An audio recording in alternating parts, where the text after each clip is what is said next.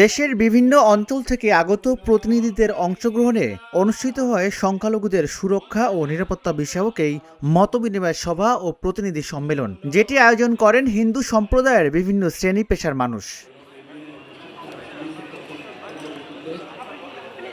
অনুষ্ঠানে প্রধান অতিথি হিসেবে উপস্থিত ছিলেন স্থানীয় সরকার, পল্লী উন্নয়ন ও সমবায় মন্ত্রণালয়ের মন্ত্রী মির্জা ফখরুল ইসলাম আলমগীর।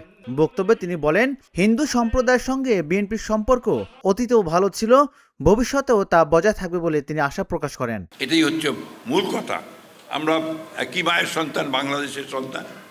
আমরা কাঁধে কাঁধ মিলিয়ে আমরা এগিয়ে যাব। আমরা তো একই বৃন্তের ফুল।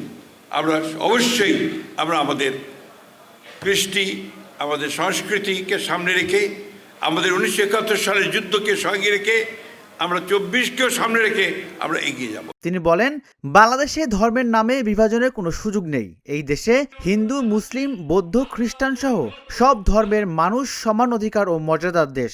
ধর্মকে কেন্দ্র করে বিভেদ সৃষ্টি করে কেউ যেন সমাজে অস্থিরতা তৈরি করতে না পারে, সে বিষয়ে সর্বোচ্চ সতর্ক থাকতে হবে।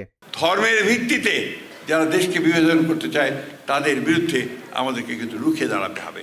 আমরা এখানে উগ্রবাদকে প্রশ্রয় দিতে পারি না, মৌলবাদকে প্রশ্রয় দিতে পারি না। আমরা এখানে একটা উদারপন্থী গণতান্ত্রিক বাংলাদেশ আমরা নির্মাণ করতে চাই। বক্তব্যে তিনি আরো বলেন, গত 15 বছর ধরে দেশের গণতান্ত্রিক ব্যবস্থা ক্ষতিগ্রস্ত হয়েছে। বর্তমান সরকার হারিয়ে যাওয়া সেই গণতন্ত্র ফিরিয়ে আনার জন্য কাজ করছে।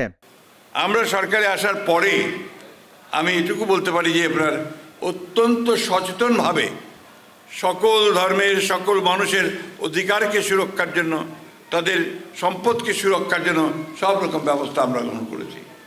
আপনারা নিশ্চয়ই জানেন যে দুর্গা পূজা হয়েছে।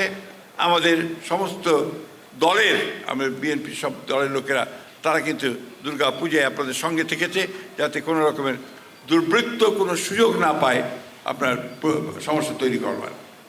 আমরা দেখেছেন যে রথযাত্রাতে আমি নিজে গিয়েছিলাম, আপনার ইসকনের যে রথযাত্রার অনুষ্ঠানে আমি নিজে গিয়েছিলাম। আমার ঠাকুরগাঁতে সেখানে হয়েছে। আপনার এখানে ধামরাইতে রথযাত্রা হয়েছে, আমাদের হুইপ গিয়েছিলেন, চিফ হুইপ গিয়েছিলেন, এবং ফিরতি রথযাত্রাতে আমাদের দাদা এবং অন্যান্যরা ছিলেন।